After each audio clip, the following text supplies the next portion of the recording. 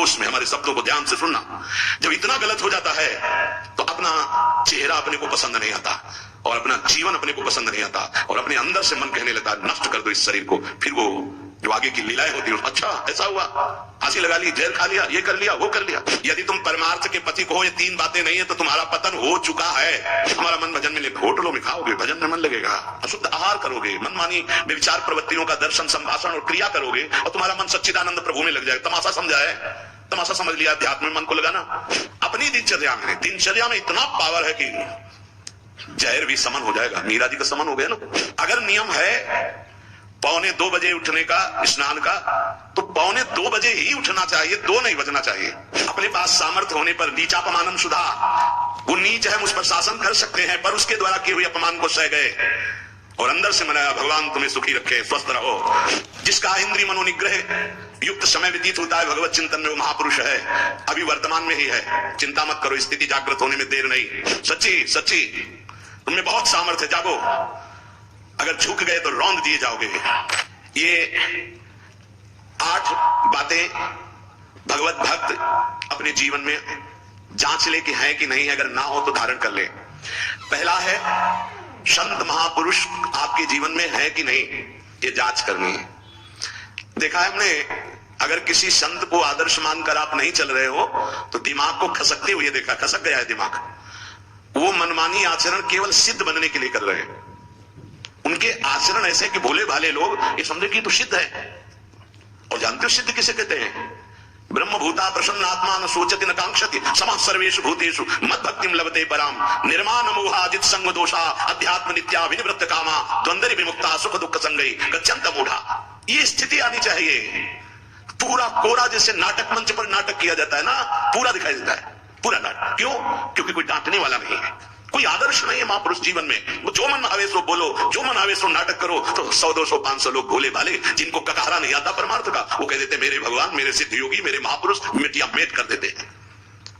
बात तो तब समझ में आवे जब रसिक जन पास करे, गुरुजन पास कर दे। अपने मन से कुछ नहीं होता, जिसे महापुरुष पास कर दे वही होता है। संत महापुरुष कहते ठीक चल रहे हो, ठीक है, या वो मौन स्वीकृति दे दे, ठीक है। अपने मन से सिद्ध बनने पर सिद्ध थोड़ी कोई हो जाता है। जीवन में तुम्हारे संत हैं कि नहीं, बस इतनी बात देखो। अब एक भगत जी आए थे, अपने लोग तो सबका आदर ही करते हैं। उनका दिव्य रूप से हनुमान जी हमारे सामने प्रकट हुए थे। सच्ची बात कह रहे हैं, जिस समय दिव्य रूप हनुमान जी ने धारण किया तो हनुमान जी महाराज के ही भाई पवन पुत्र भीम कंपायमान थे। भीम जैसे हनुमान जी वैसे भीम, बड़े बड़े पर्वतों को अपनी टक्कर से चूर करने की सामर्थ्य रखने वाले।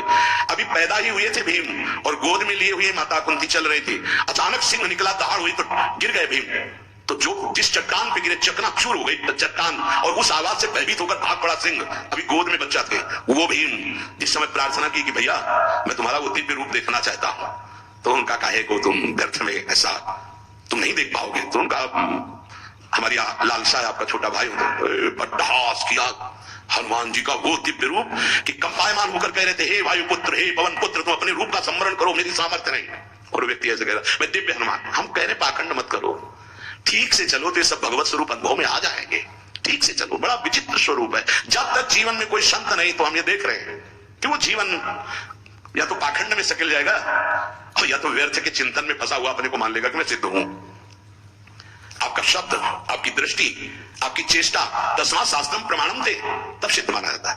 बहुत सिद्धों के दर्शन हुए, गंगा किनारे सिद्धों का ने कभी नहीं देखा ऐसा प्रमादी। सिद्ध प्रमादी नहीं होता। 95 वर्ष की आयु पूज्य स्वामी श्री ओंकारानंद सरस्वती जी महाराज 4 बजे एक अपने दीजन से कहते, वो स्वेटर पहना दीजिए। बोले स्वामी जी अभी तो धूप है। नहीं, अंदर अभी जाएंगे चिंतन में विक्षेप होगा, हमारे पास समय नहीं, डाल दो शरीर में।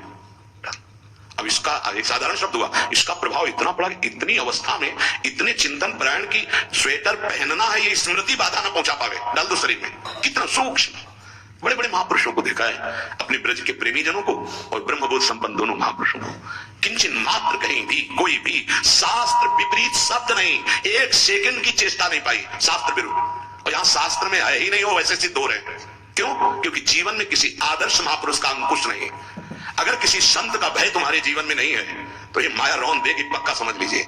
कोई महापुरुष तुम्हारे ऊपर अंकुश लगाने वाला हो तो इसीलिए जो देहाभिमानी जी होते भाग पड़ते हैं, क्योंकि उनकी सिद्धावस्था में वो बाधा पहुंचाएंगे। गुरुजन असली सिद्ध बनो, नाटक नहीं तो भाग पड़ते हैं। और जो गुरुजनों की शरण में रहता है वो परिपक्व भगवत प्राप्त महात्मा बन जाता है। इसलिए पूज्य बाबा कह रहे, पहला, किसी महापुरुष का अनुशासन है कि नहीं। प्रगट में अनुशासन जरूरी है, प्रगट में अनुशासन जरूरी है। नारदानंद सरस्वती जी महाराज ने भी शारण के पीछे आए थे, कुछ परिक्रमण बताया, अब वो पधार गए जो वहां के अधिकारी बनाए गए। विवेकानंद जी नए वस्त्र धारण करके आगे, सदवई में मना है। यदि ऊपर का नया वस्त्र हो तो नीचे का पुराना और मलिन होना चाहिए। अगर नीचे का तो फिर ऊपर का पुराना मलिन, मैच नया क्रीच एकदम, ये सब साधुता के कुछ नियम होते हैं, साधुता की एक मर्यादा होती है। तो वो दोनों नए पहन करके आ गए, भूल हो गई उनसे, देखा शिक्षक। और नैष्ठिक ब्रह्मचर्य में सफेद कपड़े पहनाए जाते, तो और वो खिले हुए ऐसे बांधे वैसे सब। उनकी दृष्टि गई, लाख लाख जहां बैठकर सत्संग सुनते हैं स्वामी श्री नारदानंद सरस्वती जी, बड़े ही महापुरुष थे, और भीड़। और सत्संग के बाद 1 घंटा सबको एकांत चिंतन करो, क्या वहां ब्रह्म ज्ञान का सत्संग होता था। प्रातःकालीन बेला पे जैसे अपने यहाँ सत्संग होता है, वहां थोड़ा विलंब होता था, 5:30 बजे, जो नीचे से तुमका वो योग वासिष्ठ से। कैसे तुम्हें बताएं, जो उस सभा में बस यही लगता है कितनी जल्दी देह रात छूटे और अपने स्वरूप में महापुरुषों का वचन का प्रकाश होता है।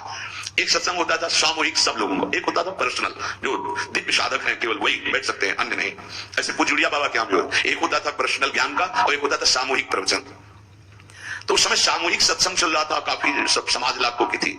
देखा दूर से तो एक शिष्य से कहा, गौशाला में जाओ, गोबर को गीला कर दो। उनसे कहा, विवेकानंद गोबर की छवियां भर करके यहाँ खड़े हो सत्संग के पास। अब वहां नच हो नहीं सकता, और गीला गोबर, तो जो 2 घंटा सत्संग हुआ पूरा टप टप ऐसे कपड़ों में, पूरी हालत बिगड़ गई।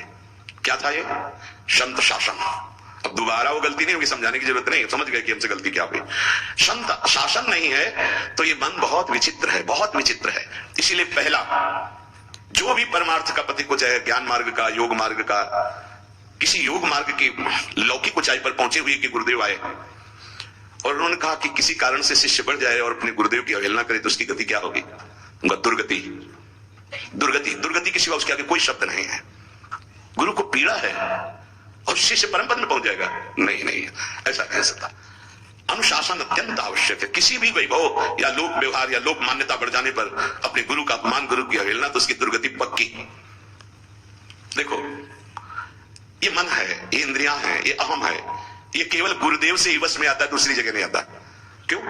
क्योंकि दूसरी जगह उत्तर देने का अवसर है। दूसरी जगह हम नहीं मानते तुम्हारी बात, लेकिन वहां ना उत्तर है और ना नहीं मानते, केवल वहां मिटना ही मिटना है। अगर ऐसा उपासक है तो निश्चित परम पद का अधिकारी। केवल मिटना कोई उपाय नहीं है, अहंकार के पोषण का कोई उपाय, केवल मिटाना है। रो लो, चिल्ला लो, जो तुम्हें करना है कर लो, आना तुम्हें इसी मार्ग में पड़ेगा, दूसरा कोई रास्ता नहीं है। बलिहारी घेर करके नष्ट कर देते हैं हमारे मन की मनमानी को, हमारे अहंकार को। इसलिए जीवन में प्रगट में जिनके जीवन में संत हैं और वो स्वीकार करते हैं उनका अनुशासन, उन्हीं का जीवन प्रकाशित होता है।